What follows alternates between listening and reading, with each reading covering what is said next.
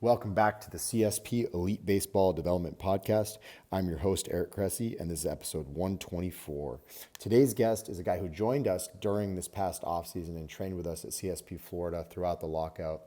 Super hard worker, really intelligent guy, got a unique delivery, but what's awesome about it is he's a young pitcher who really understands why that unique works for him, which is something that's very rare in today's game.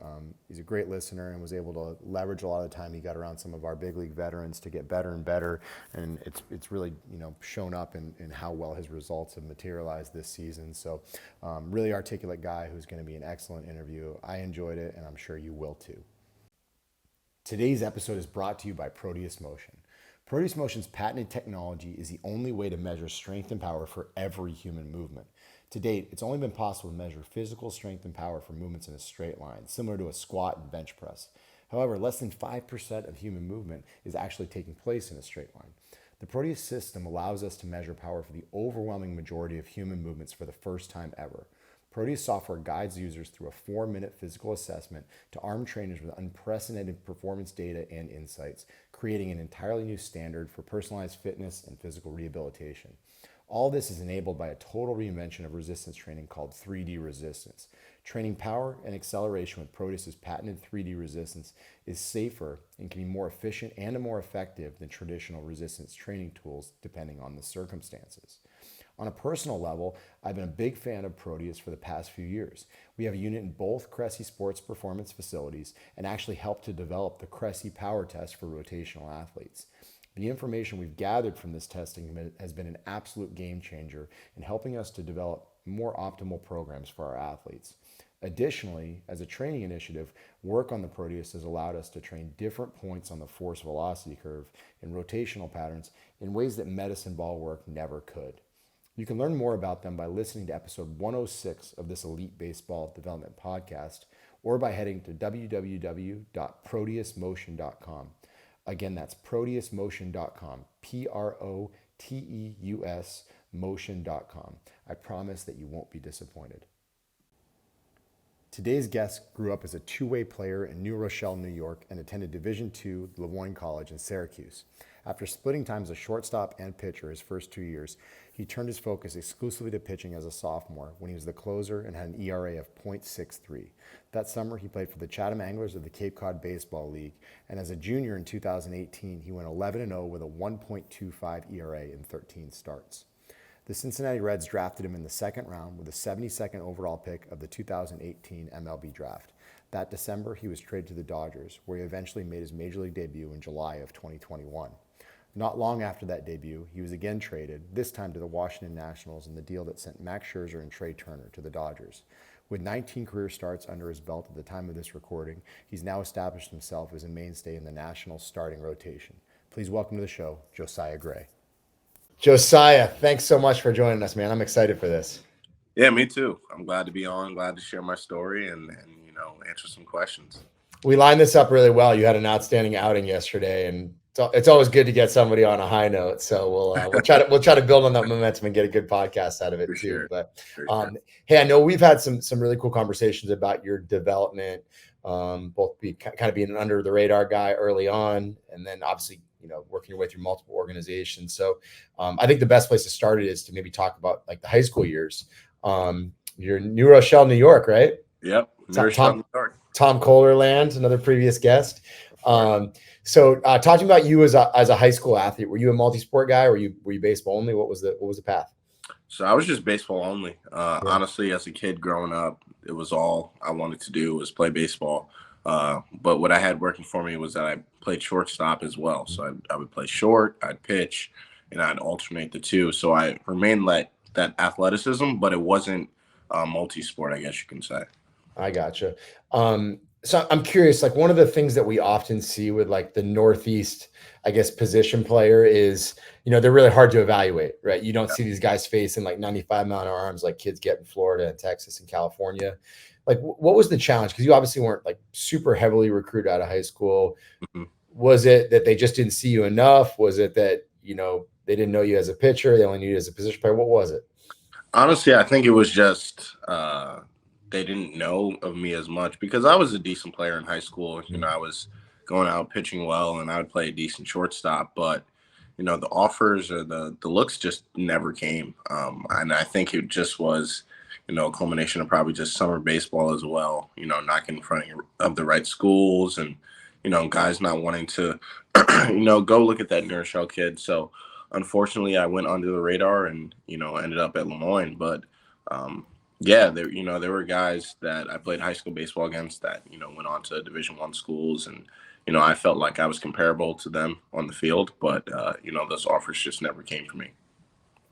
So you obviously wound up at Lemoyne, and I'm always fascinated about developmental paths because I think so many people from the outside assume that like every big leaguer they encountered, went to Texas or Vanderbilt or LSU or something like that, and there are just as many that come from smaller schools, junior colleges, things like that. But what's interesting about you is like you obviously went to a place where you could play right away, Mm-hmm. and you struggled as a freshman, right? I mean, I think I'm looking it up. You batted 265. You had like an 8.31 ERA. Like it wasn't just like you rolled in and dominated Division II baseball. Like there was an adjustment. What was the challenge in that first year? I think it was just getting acclimated to the college game. I started to put on some weight, so the ball was coming out a little bit better. I was hitting the ball a little bit harder, but my I guess the strikes and the swing and misses I would get in high school, I wasn't getting those in college. And early on in my college career, I was getting hit around a lot. And then towards the end of the year, the coach Scott Cassidy, who's still the coach there, he kind of enlisted me to get bigger innings and in better spots. And, I ended up turning the tide there on the mound. But at the plate, it was just seeing better velo, seeing better breaking balls, and kind of that adjustment took a while for me to, get acclimated to the college game. And it was definitely a struggle, but I think I, hit a stride my sophomore year on the mound, not so much at the plate. But it definitely took a while to get acclimated. I don't think people realize how many like competing demands are for the attention for two-way guys. Like I use catchers as an example. Like catchers in Major League Baseball, like we ask a lot of them to be elite hitters just because it's so much to serve a pitching staff and Yep. just the fatigue that goes with catching bullpens and getting to know guys and being involved in pregame planning and stuff. Like anything they do at the plate is kind of like bonus to me. Absolutely. But did you find that like it was always like, it makes what Ohtani is doing so much more special. But did you struggle just to kind of put everything in the schedule that you needed to do as both a position player and a pitcher? Absolutely. So my freshman year was more so infield than pitching, but I would still throw a bullpen here and there. But sophomore year was when it got really complicated scheduling things, because I would have to, have batting practice, early ground balls, things like that. But then I'd still have to, throw a bullpen because I was closing out games for us. So it was like, all right, how do you, make sure you get enough ground balls, throw some short, but also make sure you get, your 15 to 20 pitches off the mound so you're ready for the weekend. So sophomore year was a really tough time scheduling things. And, I came out of that year injury free, but it definitely, it puts a lot on your body that, you're not really accustomed to right away. How did the decision? I know they made you the closer as a sophomore, and you obviously didn't hit as much. Like, is that something that kind of came about just organically over the course of time as you were losing at bats slowly, or you were just shoving and that was the highest priority? Was it a hard conversation you and coach had to have? How did it come about that you basically said pitching's the way? Yeah, it was a super easy conversation. Actually, my sophomore year, so I was a starting shortstop, and I would close out the ninth innings. And we had a really good team, so I wasn't, pressing to start on the mound or anything. But that summer, I went out to the Cape Cod League, just pitched, had a great summer. Getting in front of all the scouts that are out there, and with my name kind of blowing up, we had a conversation my junior year fall, and basically laid it out on the line like, one, we want you to be our ace, to go out there every Friday, every Saturday, and lead us to a win. But also our team, we ended up as high as 10th in the country, and it was a really good team for us. So having that be the factor that took the bat away from me, I wasn't mad about it at all, because I knew the guy that was in there at DH was going to get the job done, and I was going to go out there every Saturday and do what I needed to do. But it was a super easy conversation. It sort of sucked at first, but I understood. And, looking at it now, that's the conversation that needed to be had. And my coach and me, we kind of made a good decision on both of our parts. I'm actually fascinated by like guys who kind of come out of the woodwork in the Cape. Like I just pulled up your numbers while you're talking. You 13 appearances, 14 and 2/3, 23 strikeouts and 3 walks, like up to 96. Like, was this something like you were doing it and guys just didn't know about it?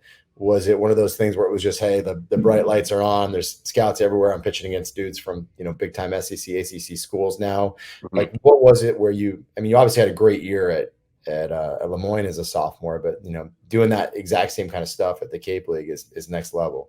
Yeah, that was definitely a new world to me, playing guys, that you watch at the College World Series and things like that. But yeah, the bright lights were on. So, I was kind of saying, it's time for me to put up in front of these scouts, in front of these players. And, I scuffled in my first 2 outings out there, but then, hit my stride again. And, ended off with a great summer going into junior year. But yeah, out there, that level of baseball is a different level, and going from Division II to that level, it definitely um, opens your eyes to what other competition is out there, and you either step up to the plate, or you kind of get left at the wayside, and I definitely stepped up to the plate, and I enjoyed that summer a lot. What was your path from like a pure pitch mix standpoint? Because I know historically we get like athletic shortstops or like converted catchers. It's like, all right, here's a guy with some arm speed. Teach him a slider and keep your fingers crossed that it all works out. Like, were you a guy who could pitch a lot more? Was it that you could fall back on your velo? Like, how did your I know now you're throwing 2 breaking balls. There's a change up. There's vertical approach angle discussions, which we'll Yeah. talk about. What were you back when you were just closing at Lemoyne?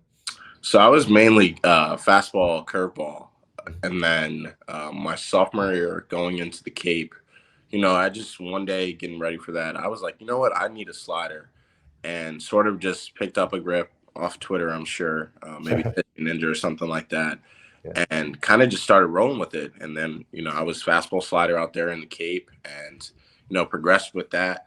Always had a little change up, but didn't never threw it much because the fastball and slider were just pretty great pitches to both side hitters. Um, and then getting into pro ball obviously added a curveball, but working up through the Cape and then my junior year, I was mainly fastball, slider, changeup. So fast forwarding it, obviously you put up some like stupid numbers. I think it was like 11-0 in 13 starts as a junior, and you're drafted by the Reds. One of the things I'm always fascinated to talk about is like, I think in baseball sometimes we make the mistake of trying to like coach the different out of players. Like when we see something unique, they try to fit it to the mold. And big leaguers aren't average. They're outliers across the board. You see guys like Taylor Rogers and Adam Simber throwing from like really low slots. You see like Oliver Drake is throwing from like a left-handed four-seam release point because he's got so much lateral trunk tilt. Yours is unique, right? There's a ton of knee flexion on the front leg. It's a unique attack angle because your vertical release height is lower. I'm curious, was this always who you were? It was just, how you were? Is it something you discovered? That's part one of the question. Yeah, honestly, I didn't really, I guess, know myself or know my delivery and I guess the uniqueness of it until I got traded over to the Dodgers in 2019. I knew I had a low release height, I guess you can say. Guys were always saying like that ball got up on me and Yeah. that, true life, true carry. But I didn't really know until, the Dodgers sort of sat me down and were like, okay, this is a quote unquote picturesque pitcher, with lead leg block and over the top and, higher 3/4 arm slot, this and that. This is you, not much lead leg block, lower 3/4 release, back knee sometimes touching the ground.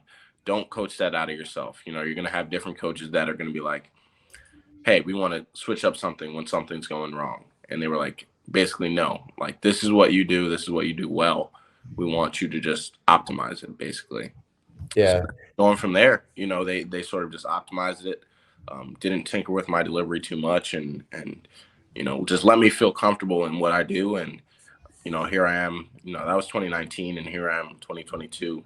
With pretty much the same mechanics, and feeling as good as ever. I think the thing that folks like to fall in love with when they see like a I guess a lower slot like that is, hey, just go to a two seam, right? It's going to fit everything you know from like a spin Mhm. axis standpoint. It's probably going to work, and what they forget is like when you see a four seam that carries from such a low slot, like Scherzer obviously does it. Hader is another big name, and Joe Ryan with the Twins is not doing it as well. It's you can kind of get away with four seams that other guys can't get away with, Yep. right? So those guys need to be up at like the letters, and sometimes those belt high fastballs, carry even more from a different attack angle. So were the Dodgers actually, using those discussions of attack angle with you, and like comparing you to norms, or was it just saying, hey, you're unique? Like I know you're really bright with this stuff, and you like to get granular at times. Did you have to tread water lightly with that? What did they give it to you in like smaller doses, or did you ask for all the data early on? Definitely smaller doses. I guess I wasn't really introduced to attack angle until 2020, our alternate site year, COVID year.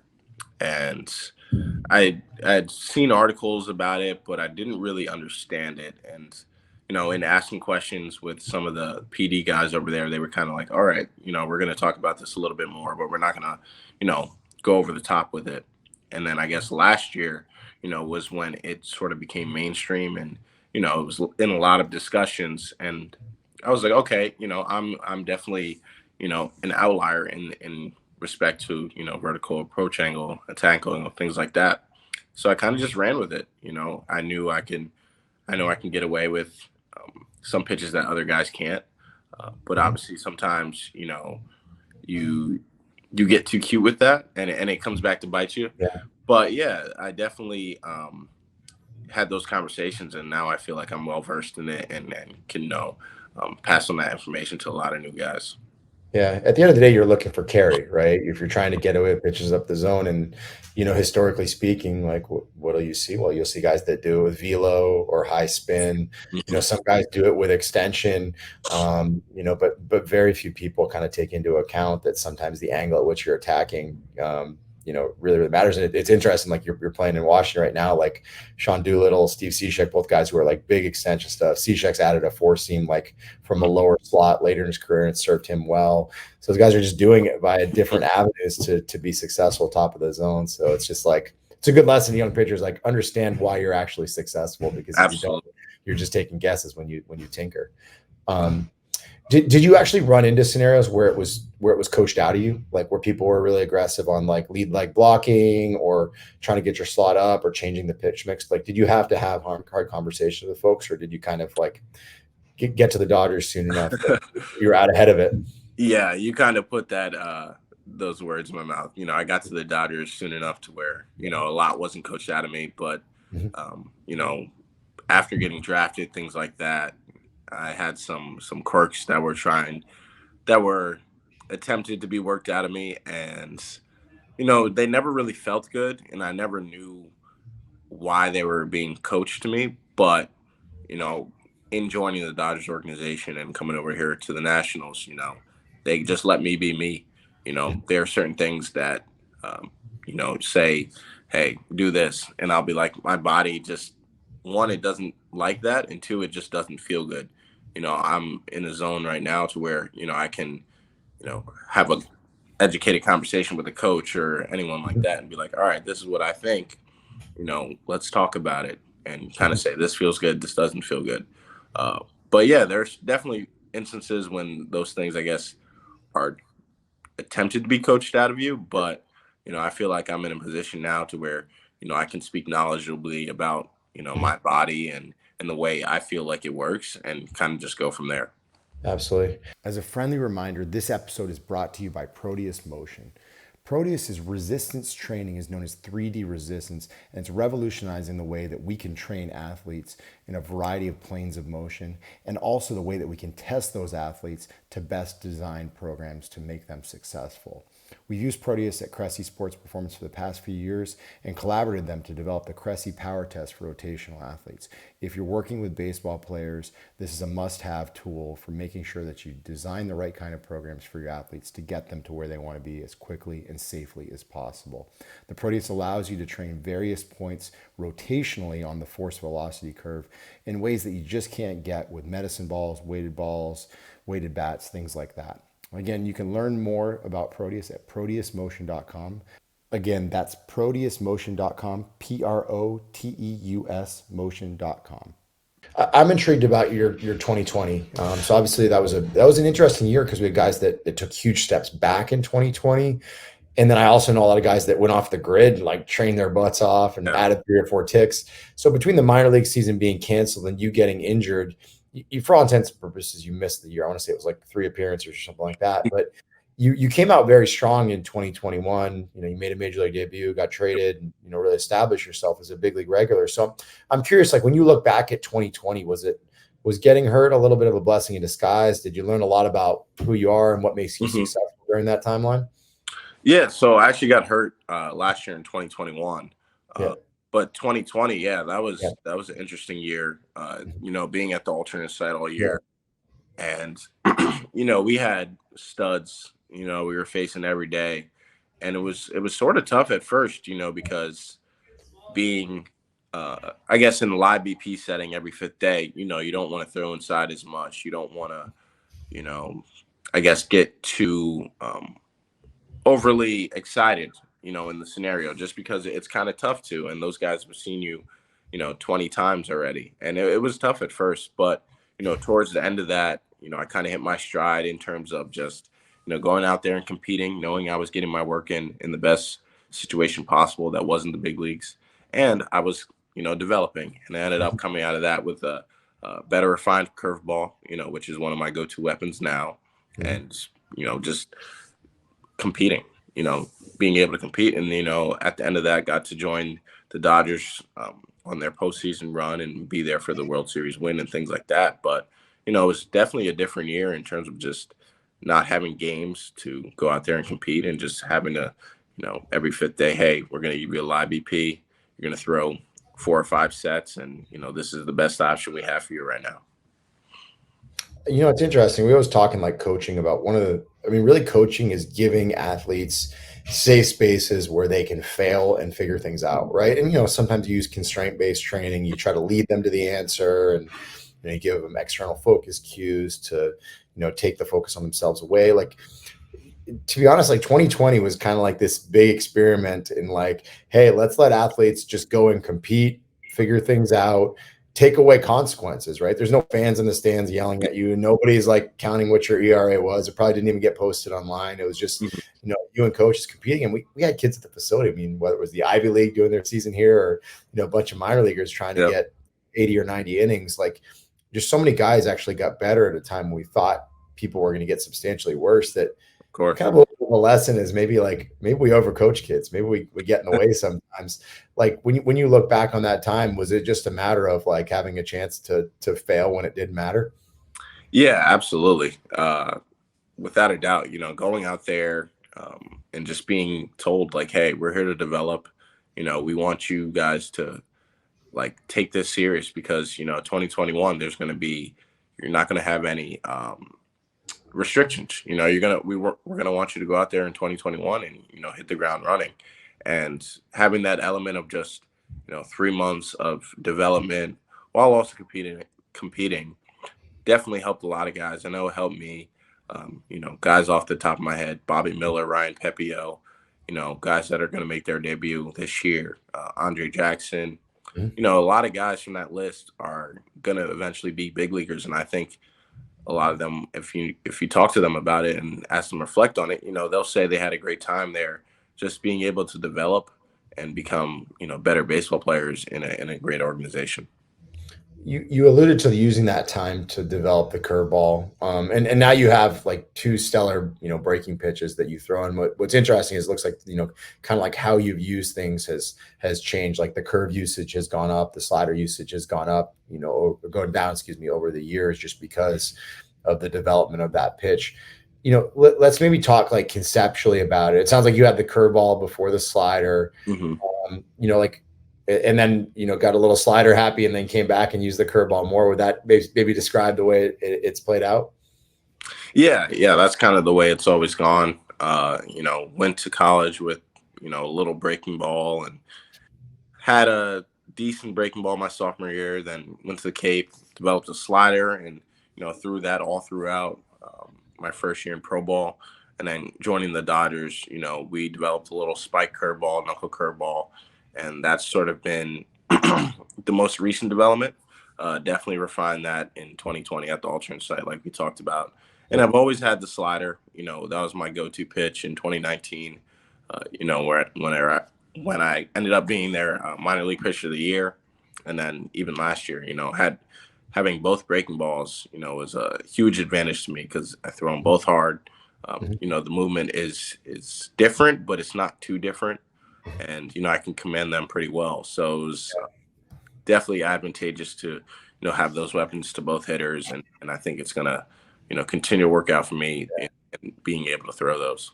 I was going to ask you about it because they're interesting. They're basically within like two ticks of each other. Like they're not crazy differentiated. So I'm actually kind of intrigued to hear like the thought process behind, what you're doing with, with each one of them. Like what are your mindsets on a curveball versus a slider? Yeah, it's more so the mindset of the curveball. There was a moment in 2020 at the alternate site where, I was sitting around the same velo with both of the pitches and had a coach sort of ask me like, "What are you thinking? How do you? What do you think about having taking a couple ticks off the curveball? In terms of just throwing it slower, maybe trying to get more break." And I was like, "I understand, but I just don't think I'd be able to do that authentically. I think it would cause a lot of disruption in my delivery, maybe throw off something to the hitter, this or that." So they were like, "Okay, just continue to throw the curveball hard, throw your slider hard, and try and just throw them as hard as you can." And having the tracking data of last year, you know, the slider's going to have a little bit more backspin with a little bit of horizontal break, while the curveball, is going to have a little bit more vertical break with a little bit of horizontal break. And this year, actually, the curveball has had a lot more vertical break in terms of averages. And it never was, hey, we want more break on this. It was always just throw it hard, Mhm. command it at the bottom of the zone, command it in the strike zone, early in counts, get hitters to chase late, and kind of just roll with it. And that's always been my mentality. I don't think that'll ever change. Are you conceptually thinking about like trying to get to the front of a curveball, or is it just trust the grip and let it eat? Yeah, for both pitches, actually, I'm trying to think to get to the front of the ball, because if you're to see, my hand on a slow-mo camera and Edgertronic, you'll see I come off the side of it, Mhm. just because I'm so much of a pronator, which Yeah, aids my the backspin on my fastball. yeah. But it takes away from me being able to get to the front of the baseball. So I'll never get that sweeper 20 inches of lateral break. It's an overcorrection you have to make in your mind. Yeah, I'll get the 3 to 5 inches of lateral break, but I'll be able to throw it hard, and it'll be sharp and late, and the hitter will think it's fastball, and it just won't be. Yeah. So switching gears a little bit, like we got to see you in action, this offseason at the facility, and your dude takes crazy pride in your prep. I respect that a lot about you. I'm curious, about your in-season routines, right? Obviously, like the transition from a 7-day rotation in college to a 5-day rotation Hmm. is one that a lot of guys struggle with, and you're kind of learning to bounce back on a 5-day. Did you have a hard time adjusting to that between the Reds and the Dodgers? Yeah, I would say I hit a wall sort of right after I got drafted. Mhm. Going from the 7-day to the 5-day with a bullpen in between. It was definitely hard on me, and I just didn't know how to tailor my workload, I guess, to the 5-day. I was so on the 7-day, and it took a while, but once I hit my stride in my first full season, then it got a little bit easier. And then 2020 wasn't a normal year, but then last year, going back to the 5-day routine, it definitely it takes a lot out of you, but it's a routine that it takes a little time to adjust, and I definitely had my time to adjust, and I think it's benefited me a lot being in those routines. So with that said, now we're trying to turn it into a 200 inning season. So talk to me about what your 5 day looks like right now. I know obviously early in the season, sometimes Yep. there's days with rainouts. I had one of those the other day actually, but maybe talk throwing schedule. Yep. So if day 0 is your start, what's happening day 1, 2, 3, and 4? Yeah. So day one, I'll have like a light toss, 90 feet, 120 feet, just get the arm moving, get the body moving, because the next day I got a bullpen. So try to take it light, and then we do some movement stuff in the weight room, not be too intensive, keep the workload light with some light, moderate running. And then day 2, that'll be my day. I really get after it with some high intensity. So that'll be, your long toss and bullpen day, and then get some conditioning in while getting a workout in, a full body workout. Day 3 will sort of be, we'll tailor it back, try to lower the intensity just a little bit. I like to get out a little bit, so I'll be in like the 150 range, just feeling it. I might touch the mound for 10 or so pitches, nothing crazy. I normally do it just to feel spin off the slope. Um, Try to get on the mound like twice in between starts.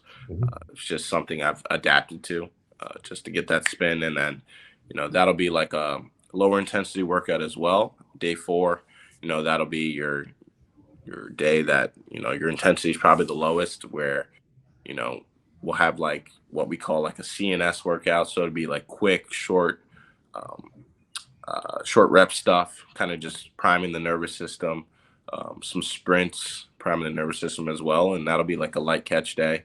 And then day 5, day 0 will be start day and go out there and do your thing. But yeah, my routines have like sort of changed throughout the years. I was always a uh, day after a start, I was always a lower body lift. Day 2, bullpen, upper body lift. Day 3, sort of movement day. Uh, Yeah. but in having conversations with you, having conversations with our strength coaches, you know, having the advantage of, compacting those higher intensity days, just made more sense. And Fluctuations. Yeah. yeah, I've felt great, having that transition. And I think that's what I'm going to rock with this year. Yeah, I think it's always about knowing how deep you can dig the hole, right? So, some guys have phenomenal work capacity and, they throw on day 0 and then they go out and they crush a lower body lift and then they throw day 2 pen and, they're running gassers. Then day 3 is an upper body day and they just kind of like pray that day 4 is going to be enough to actually fit. And those conversations with those guys, like they actually have forgotten what it's like to actually feel good. Yeah, And the easiest way to get through them is just like, hey, like just bang your lifts on this rotation, take a week off from lifting and come back. And it's very eye-opening for them because fatigue masks fitness. And at the end of the day, no matter how hard you work, is if you're always digging that hole. So we just try to find an easy day inside day of 1 or 2. It tends to be easiest on a day 3 pen. You're a day 2 guy, and that's fine. You just got to figure out how you're going to kind of consolidate stuff. So of course. super useful stuff. One thing you touched on was your long tossing, and actually we never had this conversation. I've seen you long toss, but maybe never conceptually discussed it. Is like being a lower slot guy. How does that play when you long toss? Do you still like to take it out really, really far? Do you change your slot when you do long toss and then bring it back down?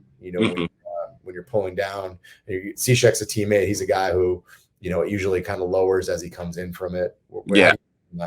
Yeah, I'm kind of like that. I try to, once I get, to a good distance, I definitely get some loft on the ball. So probably raise my arm just up a tick. But, as I come back in and, get closer to 120, 90 feet, that's when, I start to dial it in, throw from the stretch, put some gas behind it, I guess you can say. But yeah, long toss has always been been something I've done. And it's been a part of my schedule since all I can know, I guess. But yeah, I love the benefits of long toss. It makes you feel good. And I think it honestly keeps your arm in shape. I'm sure there are some studies out there that might debunk that, but yeah, it's always been something I've done. And even being a lower slot guy, I feel like it's helped.